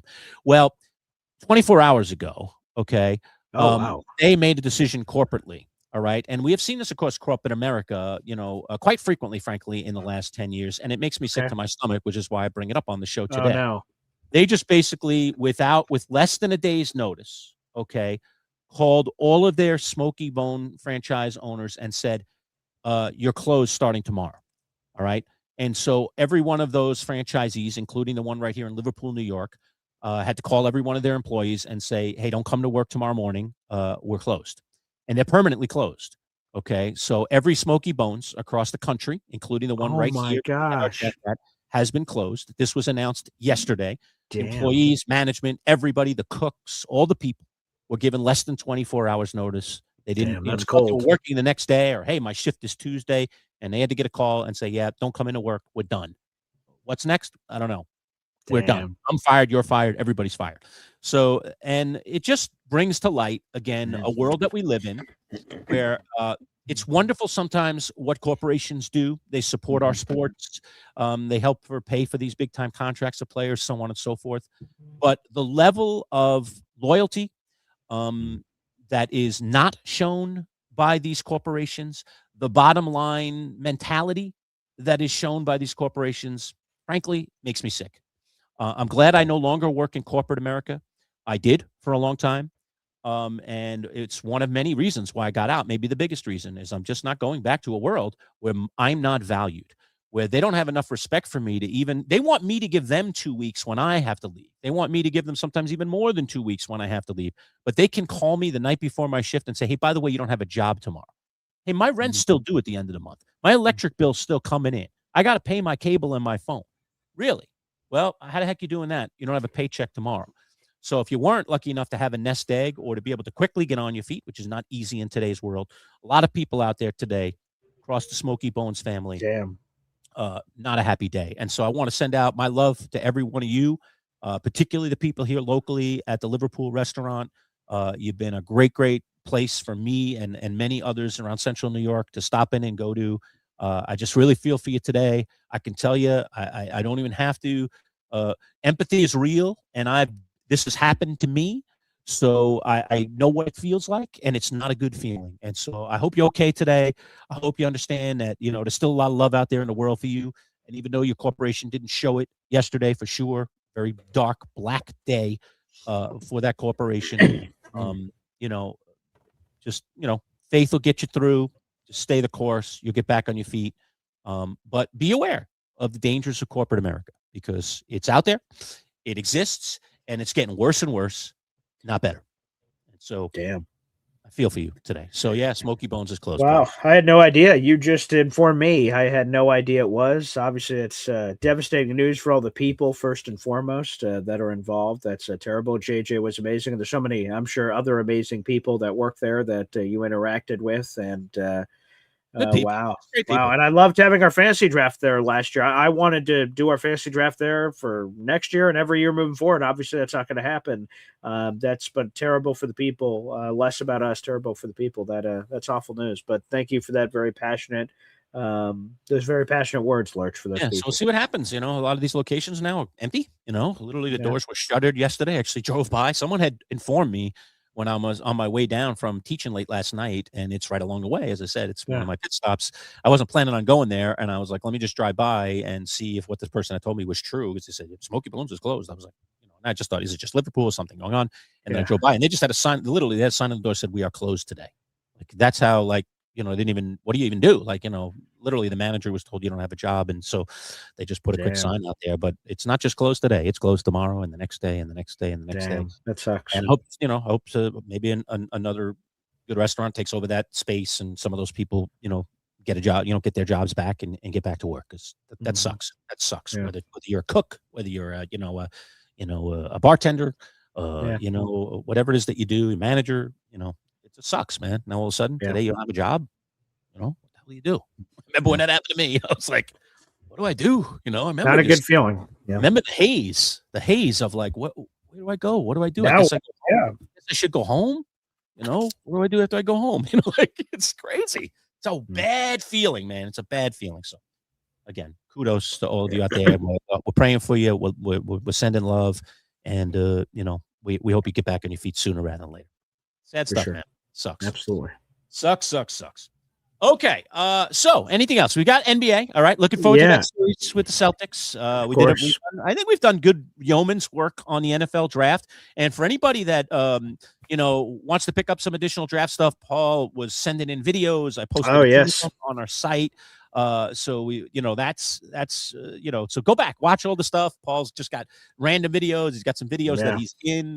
But as we've been talking about over the course of the last week, and I know he has a ton on his Jets channel, all of the unbelievable experiences, how close he was to the stage, the people he got to meet, the trinkets that he collected. So on. But I'm like so mad that now that I didn't go to this draft because I was on the cusp. And if you remember, just going back, a few months, I was the one. I mean, I'm not saying that you went because of me, but I was the one saying, maybe we should go to this draft. And you were like, really? And I was like, yeah, like, why not? It's 5 hours. Like, I love Pittsburgh. Let's get the car and go do this thing, And then you ended up being the one going, and I didn't go anywhere. But no, so go check out our channel. If you subscribe to our channel, you can go through all of our videos, or you don't even have to subscribe. You can just go to the link, and you can see. We have shorts in there. Yeah, we've got all kinds of stuff. So go check it out. I think we did a really nice yeoman's job on covering the draft and having some fun with it and making it easy for people to kind of get that kind of perspective that you had. So that was pretty neat. Yeah, I want to give a show tonight too. Go ahead, plug away. Yeah, I do want to plug it. By the way, I got to give a reminder right now to Lurch and to Brett LaBelle, our Survivor Castaway, who hopefully is returning tonight. It's a 2-hour episode tonight that I've just been informed. So we'll be on. It's scheduled for 10:15 tonight. Our recap episode of Survivor, the CBS reality show. But again, if we're all gathered, we'll join even earlier than that. To get on and immediately start the show. So yes, this is our non-sports thing we do on the channel. I've gotten a lot of great response from it, which I hope you guys all enjoy. Again, obviously I'm a crazy Jet fan. Look at my background, for God's sakes. But it's nice every once in a while to dabble in something else. And so we recap the latest episode of Survivor, a 2-hour episode tonight. You can watch it on CBS. You can watch it on Paramount Plus. And then after the episode ends, come on in. This is the most engaging, interactive show that we do on the channel. So we want your questions. We want your comments. We want your nostalgic Survivor questions. All of that is open. So guys, make sure you guys come check it out. The Survivor show tonight. It's scheduled for 10:15, but we could come on at 10:05 or 10:10 or what have you. It'll be myself. It'll be Lurch, and it should include our former Survivor castaway, Brett LaBelle, who I'm about to text tonight and make sure to get it. Oh, do we got a new buff? There you go. No, well, there's my old buff, man. Oh, your old buff. I don't wear it on the head too much during the show. I usually, as you know, put it on my microphone here because it glows beautifully in the night. Sure. But, what the heck? I'll go to Babushka world here for a minute. Anybody that lives in my neighborhood knows when I go out and do any yard work, I'm out gardening. I wear my buffs. Not usually. Is that normally how you wear it? Is it normally across the head? Do you do it in any other fashions or styles? Because some people. I do the head. I do the head. The arm. It's pretty simple. Okay. There you go. I try to be like my brother, who's like Mr. Biker.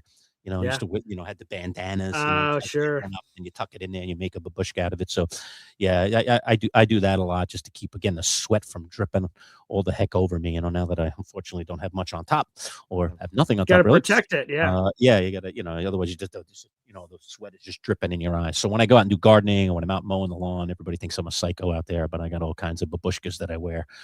I got American flags, I got Survivor, I got just regular bandanas of all different colors. Yeah, so I got a whole collection of things there that I chuck on my head. So neighbors probably think I'm nuts. Anyway, yeah. So, but it's just a mechanism to keep sweat out of my face. So there you go. Yeah. That's it. No, and so I'm glad that we're getting some run out of your buff because, like you said, normally it's just on the mic stand. So that's nice. I love it. So yeah, maybe I'll break tradition tonight and wear it on my head. We'll see. Ooh, okay, we'll see. So again, the Survivor episode 10 is this evening. 9 episodes so far. Watch the episode, then come join us and recap it with us. We have a lot of fun with Brett, and like I said, I'm texting Brett as we speak to make sure that he's in for tonight. Make sure he's feeling better, quite frankly, with everything that's going on. Well, let's pop in Johnny Boy here for a minute. He's coming into up? the chat here. He's been a member on your channel for 21 months. Congrats, Johnny. Wow, that's unbelievable. That's dedication, baby, right there. Question for Lurch. How do you eat your hamburger? Why is he asking about hamburgers? And I know you guys dined together in Pittsburgh. So what's with the hamburger? Where's this? Okay. Where's this? I'll answer it honestly, but where's this going, BG? Okay. Where's this going? Because I know you guys did go to whatchamacallit? Permanti Brothers. Permanti's, right. Yes. Permanti Brothers. In Pittsburgh, where they have many, many locations. But just for people that don't know, Permanti Brothers is this chain in Pittsburgh that it was originally started there. There is an original location, but it is expanded. There's got to be like 15 or 20 of them across the Pittsburgh region. And so they're all over Pittsburgh. And they serve sandwiches, and they put French fries and coleslaw in the sandwich, in between the bread, a stack of fries and coleslaw, and then whatever meat you're going to have. And it could be a burger. It could just be like roast beef. It could be all kinds of meat you get to choose. And it's this freaking sandwich that you're like, try to get your mouth around it because it's so huge to just even get a bite out of it. So it's this massively thick sandwich. Okay, let me ask you something. Have you ever been to Permanti Brothers, Lurch? Yes, I did. Literally one of the first times that probably on the first visit that my son and I went to go visit Carnegie Mellon University, which is where he ended up going. We're doing, the typical college visits. Mm-hmm. I had heard about Permanti Brothers. I have a friend actually here in Syracuse who grew up in Pittsburgh, and he said, you got to go to Permanti. So I found a Permanti and went to the Market Square one, which is right in downtown. And yes, I did the sandwich at Permanti Brothers. So I want to have a little bit of many hours afterwards, but go on. So I want to have before we get to Johnny Boy's question, I just want to have a little back and forth with you. Okay. So when you saw the size of this sandwich, did you ask the person, like the bartender or the person that brought it over, like, how am I supposed to eat this? Did you have any conversation about that? No, not at all. Okay. So, anywho, let's get to me and Johnny Boy's story, and then we'll get to the burger. Okay. So he orders a Permanti Brothers sandwich. It comes up, and obviously this thing, it's hard to describe in words. So go to the video. I have a before and after video on my YouTube channel that you guys can check out. And this thing is massive. Yeah. So the woman, he's like, geez, hello, like this thing's massive. And the bartender says, what you need to do, what I would suggest to eat this thing proper, so you because you can't fit that in your mouth, is press down the sandwich and then cut it in half. Okay. So with those instructions, Lurch, if someone tells you to press down the sandwich, how do you think you would press down the sandwich? With your hand. Just press it down. What do you mean? Okay. Yeah. So Johnny Boy with 2 fists. Oh, wow. He wow, one of these. One of those? He does a Hulk smash into it and crushes it to nothing. And then the bread's all breaking up from him, punching the sandwich. So to me, I was like, when she said, hey, push down the sandwich, in my head, I thought I knew what I would do if I had the sandwich to answer her instructions. And when he went, whoa, and I was like, what? It's probably the way you should do it, in all honesty. I think Johnny was on point. I would have probably been more dainty and just kind of used the heel of my hands to try to Well, heel, that may have been a good choice. Okay, so let's. I don't want to bread. I don't want to mash up the bread. I don't want to bust it out all over the place. Which is what he exactly did. Mouth. Right, exactly. Which is what he did. Okay, and if they said you should press it down and then cut it in half, how would you cut a sandwich in half? So the sandwich is this. Okay. It's a big rectangle, basically. How would you cut the sandwich in half?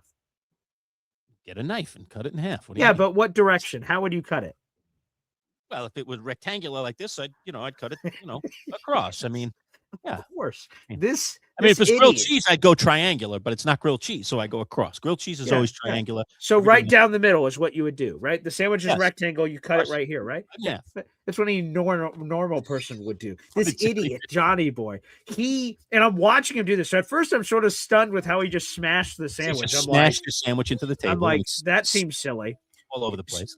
So, right, we have a rectangle sandwich. This guy grabs the knife and cuts it long. And I'm like, what are you doing, you freak? Like, what in God's green earth are you doing here? So then he has these two weird slivers. And I'm like, what is going on here? So he did. Anywho, let's get to the hamburger story of what Johnny Boy wants us to say.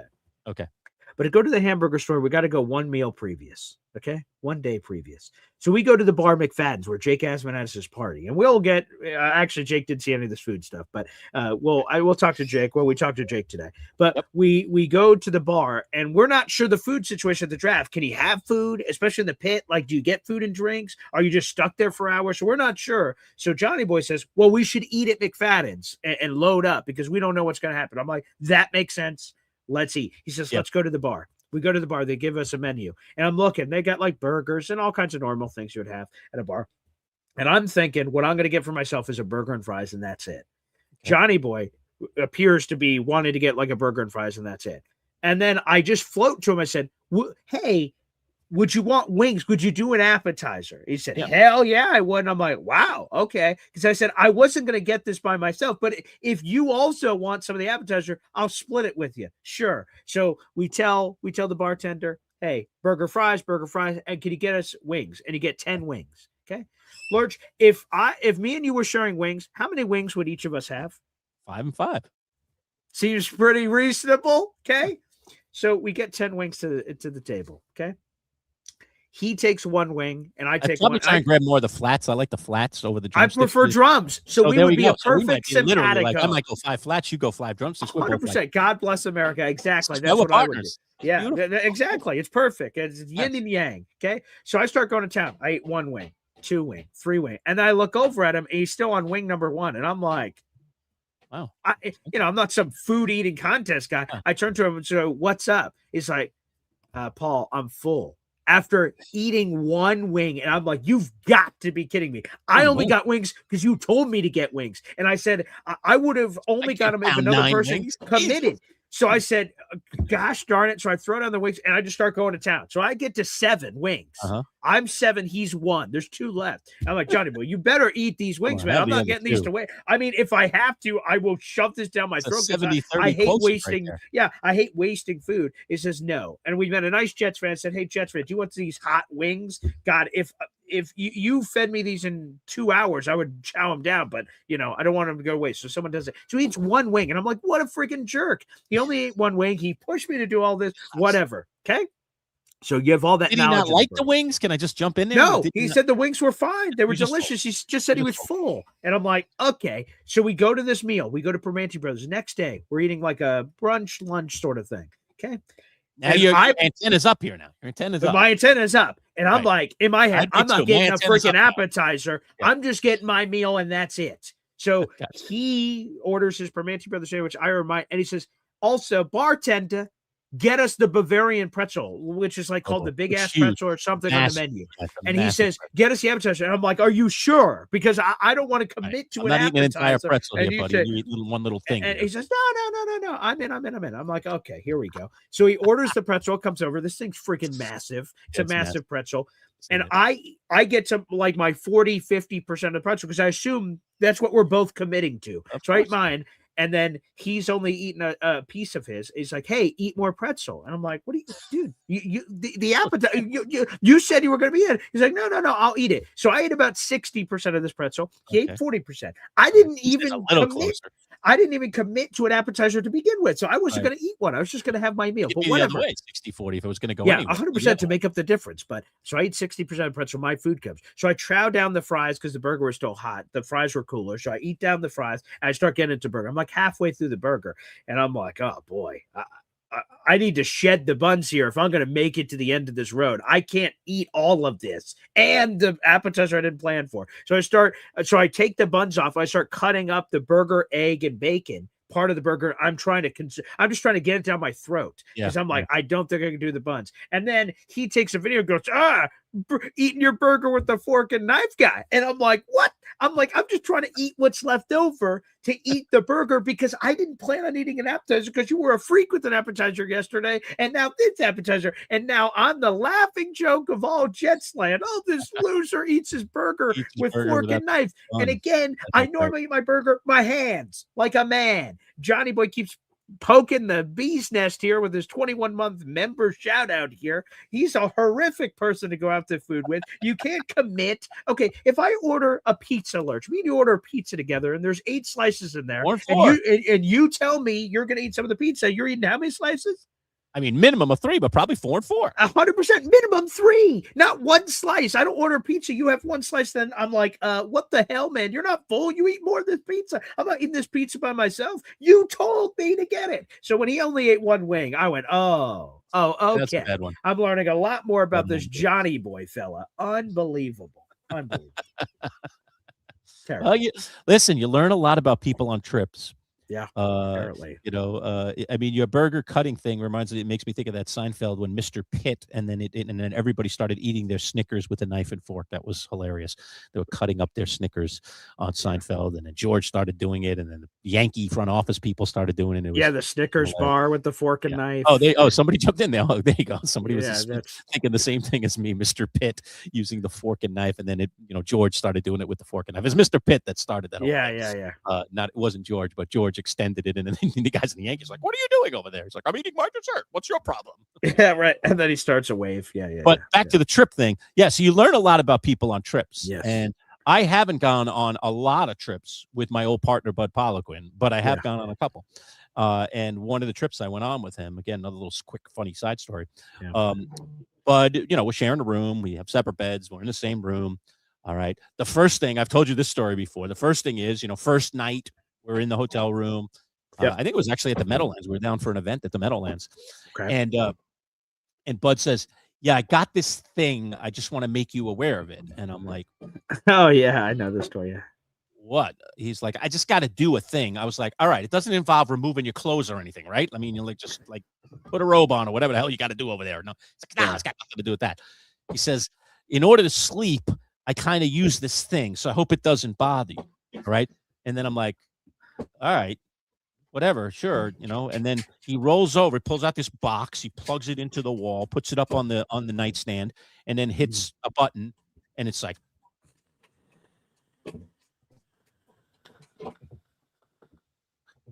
it was a white noise machine, okay? And he needs to listen to white noise in order to fall asleep. So now the entire night, I'm just a bed away. I'm listening to this white noise. I'm like, oh, God, shut this thing off, right? I'm trying to figure out how the hell I'm going to get to sleep. Finally, I think out of just sheer exhaustion after being up for like 2.5 hours, I dealt with his white noise machine and finally fell asleep, all right? Then we get up in the morning. He's first to get up, and he gets in the bathroom right away. Now I just get up and just get in the shower and get ready to go, but he was already in there, so I had to wait for him. And he's got I hear the shower running. The door it's pitched open a little bit. And, and you're in a small hotel, the bathroom's right there. So I don't know, I was going in that direction in drawers or wherever I had my clothes to start pulling my stuff out to shower next. And I kind of, look around the corner, not looking, he's behind a curtain and everything, but I kind of peek towards the bathroom and I notice the light isn't on. And I'm like, so now I'm like, move a little further. I'm like, it's pitch black in the bathroom. He's in there taking a shower in the dark. Okay. I mean, it's an interior room, there's no windows, there's no skylight. I mean, it's black. It's pitch black in the bathroom. And so I'm kind of like just shaking my head, scratching my head. First it's white noise. Now it's this. And I wait till he, hear him turn off the water. He's got his towel wrapped around him. And I was like, quick question. What's with the no lights? What the heck are you doing in there? Right. Mm-hmm. He says, oh, I always shower without the lights on. I'm like, and the reason why is you don't like to see yourself? Are you, is this body shaming? Like, what the hell's going on? He goes, oh, no, scientific fact. So what is it? He says, yeah, when you keep the lights off in the bathroom when you're showering, the windows don't fog up as much. And then he pushes John, and I'm standing there like, are you bleeping kidding me? It's goddamn water vapor. You think the lights being on make the windows fog up more, the mirrors fog up more. So you keep the lights off and you shower in the dark so that the amount of fog that's on the mirrors is less when you get out of the shower. I'm like, that is the most twisted, weird thing. So, like I said, you just learn weird things about people on road trips, and Bud has a lot of idiosyncrasies, and I learned that in that one simple trip. I was like, you've got to be kidding me. So, man. So, wow, you ain't seen nothing with Johnny Boy. I mean, that's hardly a thing. Go on a trip with Bud, man. Jesus, good some Lord. Crazy stuff. Unbelievable. Well, the other thing we'll have is we have Jake Asman coming up in about 15 minutes. So, folks, that'll be a pre-recorded conversation. We'll upload that very shortly after. And there's some Jets news that actually just broke. So I'm happy for that. So that will likely lead our conversation coming up here in 15 minutes with Jake Asman. The Jets have exercised the fifth-year option of Will McDonald's contract, which is an interesting debate to have, whether it was a good decision, bad decision, just under $14 million. So a good thing to lead off with Jake, and we'll talk draft and everything else in between with him there. All right, so one more story before we go out. Johnny Boy has chimed back in and he says, laughing my, off, Lurch, ask Boy Green about the night conversation where he wanted to tell me to shut up. That's true. Yeah. So, okay, here's one more story. What was going on here? This is a little bedtime story between you two guys. What was going on here? Yeah, that's right. So, you're at the draft and there's a lot of hoopla that goes on. You're at the draft. You're there. We owe Lou B a debt of gratitude because he was the one who helped us get there in a lot of respects. McFadden's, he helped with Jake's party. So we had to go to Jake's after the draft, Jake Asman's party at McFadden's to collect stuff. And then I have to drop off Lou B at his hotel. I got to go to our hotel. There's a lot of hoopla. So long story short, we're not in bed till like 2:30 or 3 in the morning. And I do Boy Green Daily 3 hours after that. So, it is what it is. I've committed to doing this bit. So anywho, we do everything we have to do. I drop off the people where I have to drop off the people. Me and Johnny Boy are staying in the same hotel room, 2 beds, by the way, just to clarify that. And we're in the hotel room, and I am ready for a nap, let alone sleep, because I'm not going to have time to sleep. I'm going to only have time to nap. So I get in bed. Johnny Boy gets in bed, and I'm ready to close my eyes and go to Never Never Land. And then Johnny Boy starts talking, and I'm like, not just talking to himself, talking to me, asking me penetrating draft questions about what the Jets should do tomorrow and all these other things. And in my head, I'm like, dude, what in the hell? Shut up. I am trying to sleep for 3 hours. I've got to do a Boy Green Daily in 2 hours, man. Shut the hell up. I got to be coherent here. Yeah. That's in my head. So I'm trying to subtly, like, he's asking me penetrating questions about my life, and I'm trying to give him very short, subtle answers. Like, yep, that's enough of that, buddy, because I'm not rude. I'm just trying to gently push him in a different direction. I think we're handling that well. And then interrogate, question. I'm like, and I just say, yeah, I'm going to head to bed now. and he say, roll over now and go to sleep. Yeah. Like, I just had to be very blunt and say, hey man, I'm going to actually sleep now that we're in the pitch black, laying in bed. Yeah, this is where I'm going to go to sleep. So if I just stop responding to you, it's because I'm asleep or I'm ignoring you. So like let's call it there. So, but in my head, I'm like, shut up. Jesus, can't you see it's 2:30 in the morning, man? Like, good Lord have mercy. Like, come on. I got to do a show in 3 hours. Your mind was screaming. You were much cool. Yeah, I was like, this. But in my head, shut up. Have a can of shut up with extra shut up sauce. Hold the shut up and put some more shut up on it. Good Lord. Shut your pie hole, man. Good Lord. Goodness. Geez.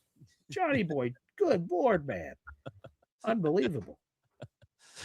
And I did say that as well. That's another part of the story real quick here. It's so like, we're getting ready for bed. I dropped everyone off and I'm shutting off lights and do all this stuff. And I'm muttering to myself. I'm not talking to anyone. I'm like, oh, great idea, Paul. Boy Green Daily every friggin' day, 7:30 in the morning. Wow, what a genius you are. And I'm just muttering to myself as I get in bed. Oh, I can't wait for this show. Oh, I'm going to nap for 2 hours and get up to do Boy Green Daily. Woohoo, Boy Green. So I just hear Johnny laughing to himself like, what a freak. Like, good Lord. Like, he's committed to the show, and and I just was like, oh, man, if I got hit by a bus, who would be doing Boy Green Daily tomorrow? Yeah. So, yes, I did mutter to myself. I did lose it for a little bit.